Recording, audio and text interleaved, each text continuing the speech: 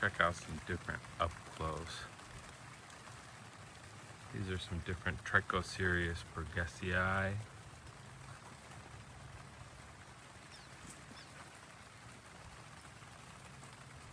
SS02. That's another Trichocereus bridgesii. TPM. Trichocereus pachanoi monstrose.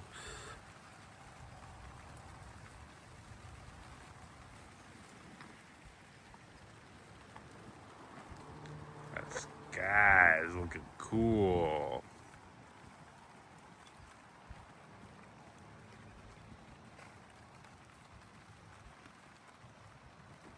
One of my brother's cacti here. That came from UC Davis.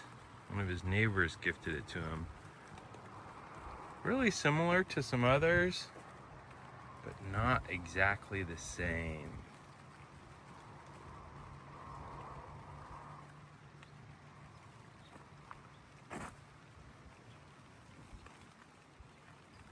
Let's get some other close-ups. Check out some neat things. This one here is awesome. Seed grown.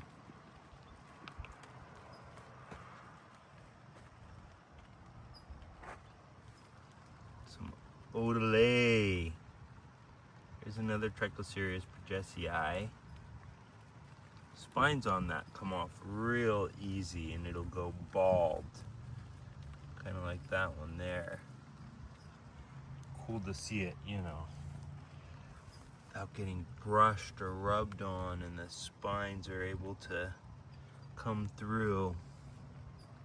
Nice big long spines on that. Got a row of PC here, and these are all going to get grafted too. So they're just about tall enough and rooted. Here's a cool one. That's a hybrid. So it's a Trichocereus peruvianus cross with the Trichocereus bridgesii. So it's got the peruvianus areoles and then the kind of the spine look and color of the bridgesii.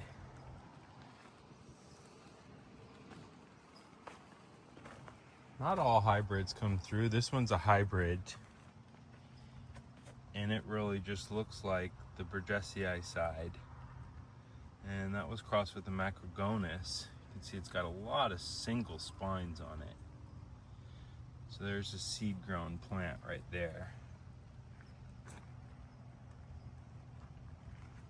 Might have a fresh seed this morning.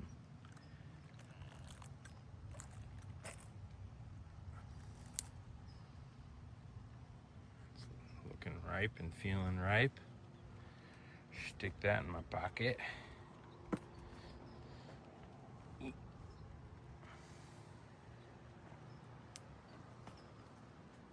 just fumbling with this fruit here to get the spines off of it. Stick that in my pocket for later. Some fresher areas planted in.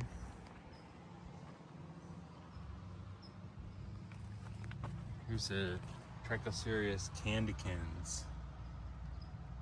Big old fatty. And there's the classic macrogonus.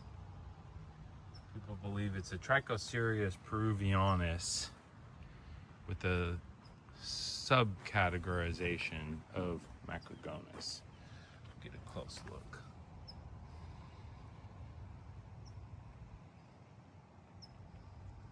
Really blue, thick, but with the classic spine shape and profile of the peruvianus. Here's a weirdo. I love this one. It's called Cayman, and it's a Trichocereus huanuensis, and I'm probably saying that wrong. Guanacoensis. But it's neat because it grows with such short spines all the time, We're underneath a Palo Verde tree here. And this provides a great cover of filtered light and shade. But what I love about it is, see these spines? They'll come out really long, and then they'll just barely come out short, and it'll just flip back and forth. These parts have barely any spines at all. Sometimes it'll just push out those long spines. Let's look at another cut of the Cayman over here. We'll walk past some Trichocereus bridgesii. And this is a wind watcher. Got a little bit of snail damage and it's grown right through it. I believe that's a Peruvianus. It doesn't have real notching like a Cuscoensis or anything like that, so I believe it's a pure Peruvianus. And TPM, you can see how well it's doing. That was the original cutting down there, old and nasty, and this is a basil pup that's come out quite nice. And this is Gizmo, pushing out of 4 winds down here. So it's got 4 ribs off of that. And that cutting came off of this stand. So I've cut a couple pieces off of this stand of Gizmo. And then here's that Cayman that I was talking about. So we can see it's this real short spined mid, and it was actually just a big chunk down here that I've planted. I'll go ahead and remove a little bit so we can see the dirt down below here.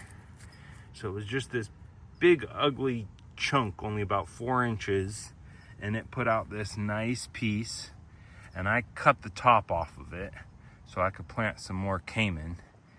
And these new pups are just pumping those spines. It's crazy how different the pups look than the cacti they're growing from. I mean, the cacti it's growing from kind of looks similar to the Cahuilla. Even the chunk that I planted looked a lot like the Cahuilla. But now looking at these new spines, really cool. Love that one. And another Gizmo right next to this. You can see the Gizmo, that mother piece is a big old 4 winds. And I chop a lot off of these. It's a strain that I like, or a cultivar that I enjoy to grow. And so I try to plant more of them. I put a lot of them into pots to root. And I can see this Cahuilla here has lost a lot of moisture. It was just really big and really fat. And now these ribs are just sunken in. It was so fat it looked like it was going to split, but now it must be putting a lot of energy down below. Looks like someone walked into that guy there, got knocked over. Jindo might have gone running through after a squirrel or a rabbit. And here's a cool one, peeking up and through. That one's grafted.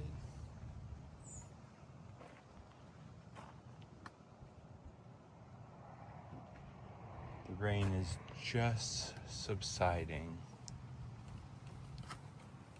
We'll check out some tips here, just because I love the color on this. Trichocereus. I primarily grow Trichocereus, and that's my gig. But I really love all cacti, so I grow some for myself, like these. Trichocereus put out a delicious fruit, and the color of those tips is just phenomenal. So it gives good contrast to a lot of the other things in the garden. Here's LMA. LMA stands for La Mirada Angelo.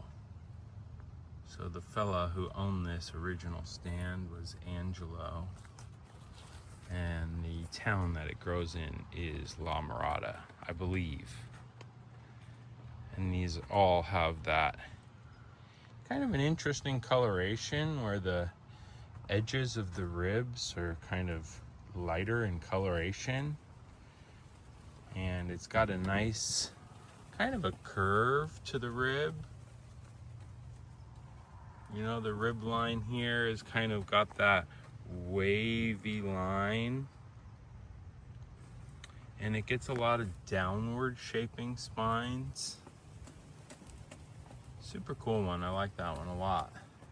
And it looks like these pups that are pushing out here are just pretty unique and interesting. This one does also grow bald quite a bit. So just by barely touching these spines, they just come right off.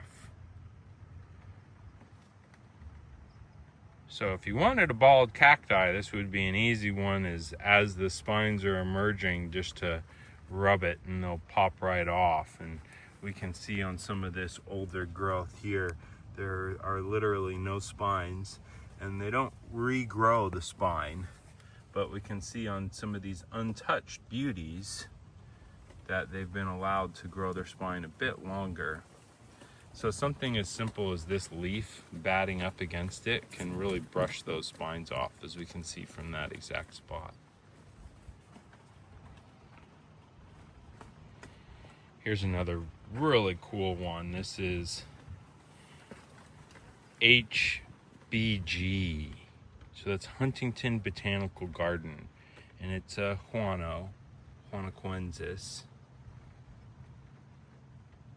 And this does get some difference in the spine length too. So this will put out some weird spines on length, where some are short and some are longer. And I like it almost shows as a lip, you know, or a single eyeball. It just always gets a weird pattern right on its and around its areola. So I'm just speaking of this kind of square or diamond shape around the edge.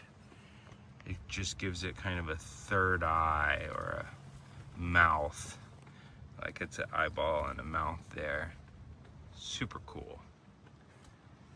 And then next to it we've got saws. So this is Pachinoi times bridgesii. And this was originally bred and crossed in New York City. A bridgesii crossed. So the bridgesii was the father, and it was placed onto the mother, which is a Pachinoi, and the father was SSO2. So it's a SSO2 cross. So it's most likely really spicy, and it has really unique spines. I love the spine shape. They kind of get a little bit of a curve to them, and they often put out, 4 from each areola there. It's just really a cool, different one. I wish I had a bit more of it. It's something I don't have a lot of, so I have grafted it. We'll see if it grows the same being grafted. This guy here is called Funky Monkey. My buddy Thomas gave me a cutting of this, and he said this one is called Funky Monkey. I haven't shared that with anyone else or continued that name. I'd love to just learn a bit more about it before I do. This one I cut a big old chunk off, and it's called Crosswalk. I got this from a buddy in LA, and it was named Crosswalk. And it gets a real pasty color, grows really fat with just those huge golden spines. So I like that Crosswalk. I'll check out one more crosswalk. Sometimes it's nice to put a couple cacti growing near each other that are the same, because it's amazing just to compare them in their looks and to make sure you're seeing, you know, genotypes and things that are similar within the species, and not just phenotypes of one particular cutting that's maybe in a certain sunshine or a certain dirt. So it is nice to also grow something like that in a pot or in a different area. And then we can just kind of compare and contrast and see, you know, is this just a mutation in one of these individual cuttings? Is this growing differently, or are all these crosswalk growing very fat and pasty light, I don't know, almost a turquoise to it. And next to it here we've got the SS03. It's a cool one. And we're looking at the backside of a hybrid. And that one there is like a hybrid on a hybrid on a hybrid. So it's kind of a bit of a mutt. Not gonna place any fingers. Mutts can be cool too, though. This little spiky girl's name is Linda.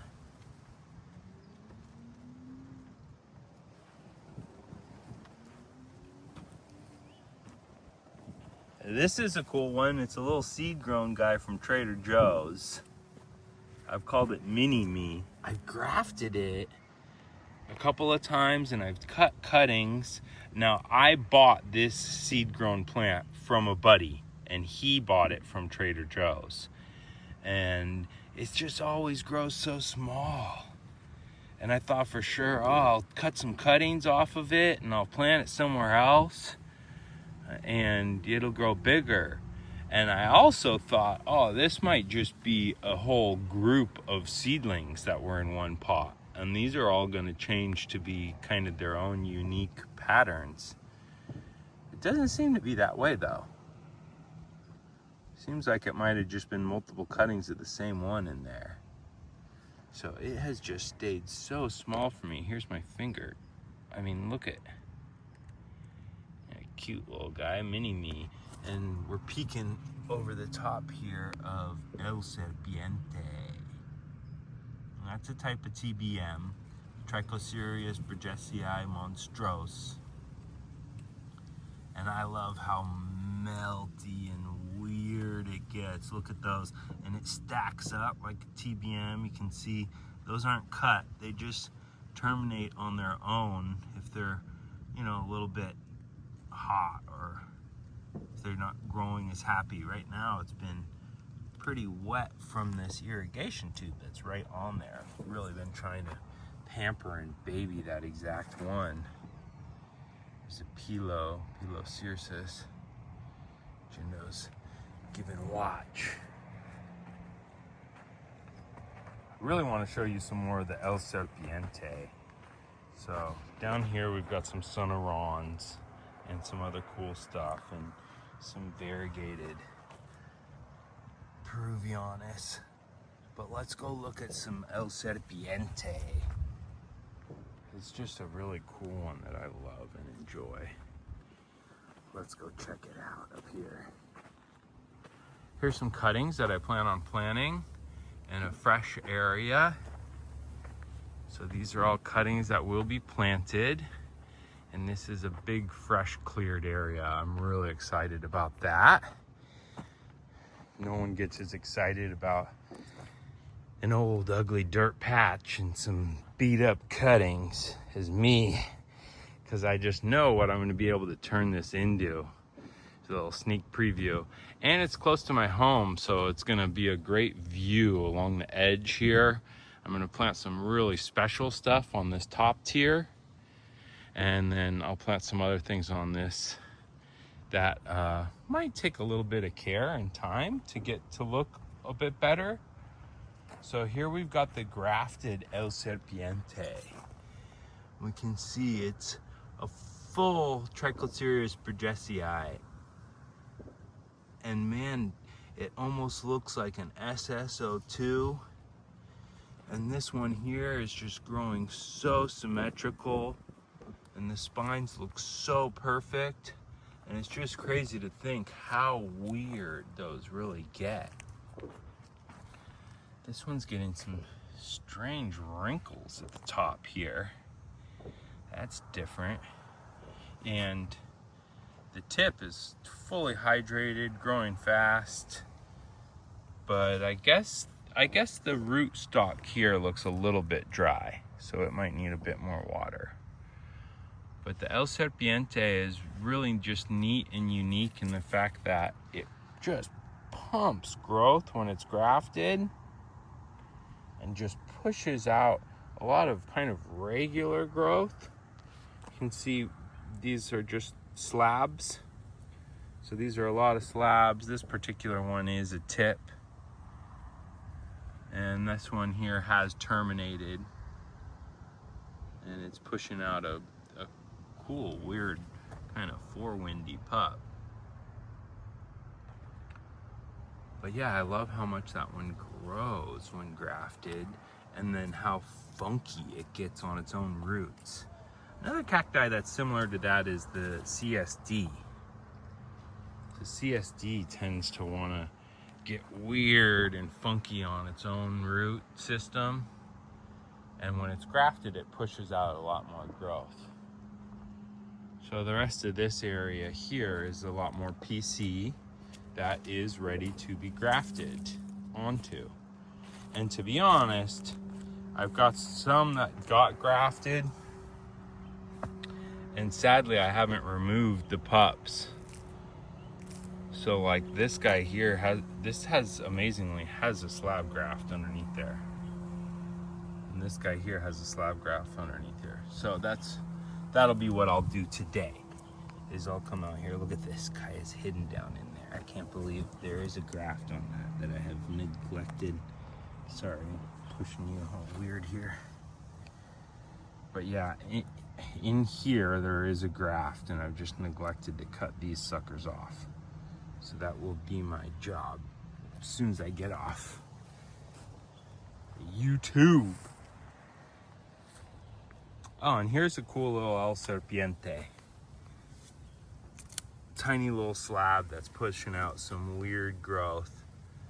And that's the same age as like this. So it kind of shows, you know, when it's growing short root stock that isn't pushing tons of energy, and it's kind of growing similar to if it was on its own roots, that it's not pushing that crazy fat, long, quick growth.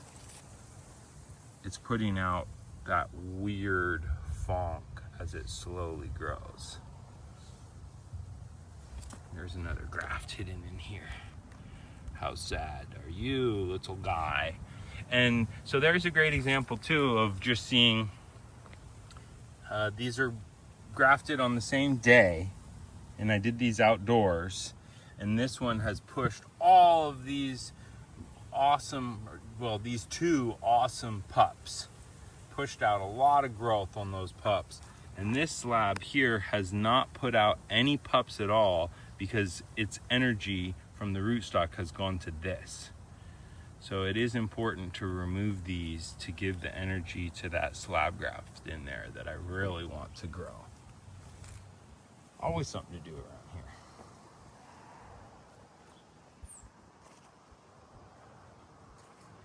And we can see all these pieces here have been chopped into multiple times, and they've all gotten grafted on, and if I hadn't, they would get a lot of height. Like this one has put out a lot of height.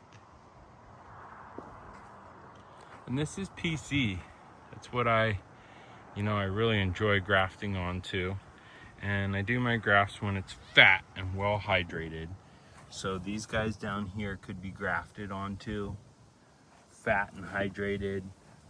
These guys could be grafted onto. I'll have to do a new grafting video soon. And there's that walkway we just went through, and this cool area that's gonna get planted. This is a cool before. You get to see all this before it gets transformed. Here's one of my spiral mothers. We'll get an up close look at some of the spiral action.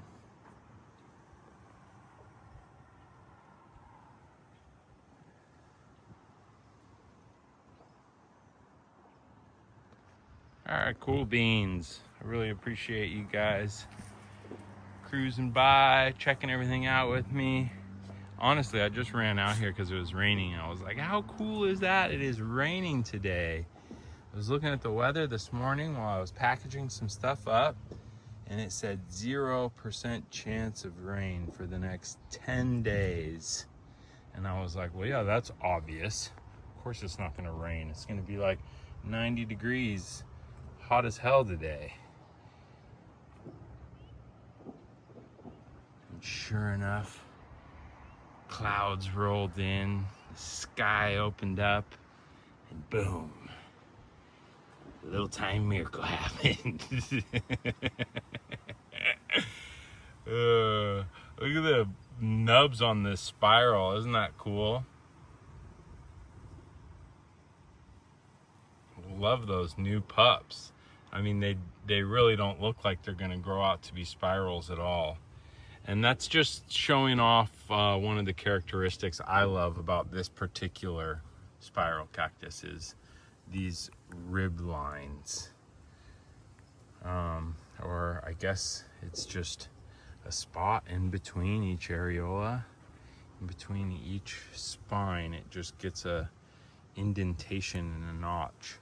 I do have a different type of Cirrus spiralis, and it doesn't do that. It's a looser spiral. It doesn't go as tight of a spiral. It's a lot looser and kind of goes back and forth. And it might be something that someone else has that's kind of similar. And I've had people ask me, you know, hey, how is your spiral cactus so tight? I want one that has that really, really tight spiral and doesn't wave back and forth or go wide. And honestly, it's just a different cultivar. I have some cuttings of a complete different one that is not as nice, I don't think. I mean, I love calling a spiral cactus because it gets those total spirals. That's in the same family as this monstrose. And I'll cut some of these and put them on my shop just because they're my favorite for fruit. And they flower really young. So it's like if you take the cutting now, you can get it to root before winter and get some winter growth in it before spring, and it'll probably put out some flowers. Sometimes younger cuttings with their flowers don't always come out to be fruit. And if anyone watched along in some other videos, this was a cool pineapple pup. So this pineapple pup put out a flower and a fruit, and I cut and removed it, and it's still growing and still chilling. So there's a little progress report on that. Shout out if you gave a look at one of those before. This is Cahuilla. Great growth this year on these. I had cut this piece off at the very beginning of the year, and it grew a piece really quickly, and I cut that off. So I'm just stoked to have gotten all of that growth in a year. You know, I love to keep these growing tall and happy like we're seeing on a couple of these. Same with the spiral, you know, I love to just keep it growing tall and happy, but they gotta pay their rent. Sometimes I gotta cut them, put them on the shop. Sometimes I cut them because I can tell there's just too much top heavy weight and that they're just not gonna handle. This had multiple pieces on it that I was like, man, there's just too much weight up top. I gotta chop some of that off. Let's give a look at this weirdo. This is vestigial growth. See that? Just it's getting a strange little nub there and this horn. Isn't that weird? The vestigial growth. Putting out flowers. Tons of basil pups. That one's happy. And that was originally a dicot. So it was one tip that on its own split into two. Well, I shouldn't say on its own. I believe it was most likely a little bit of snail damage. But it almost looked like it wanted to crest for a second there. And that split into two, and those are growing happily. Ooh, there's plenty of more nubs on the backside too. It's a cool one.